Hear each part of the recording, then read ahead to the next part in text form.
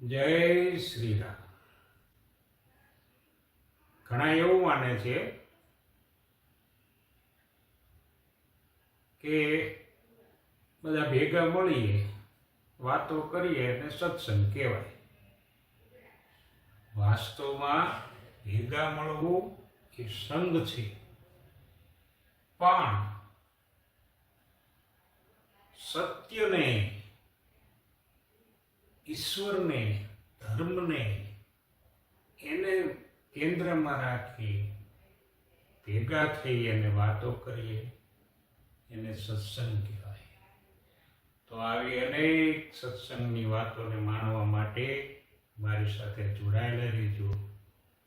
Jay Shri Krishna.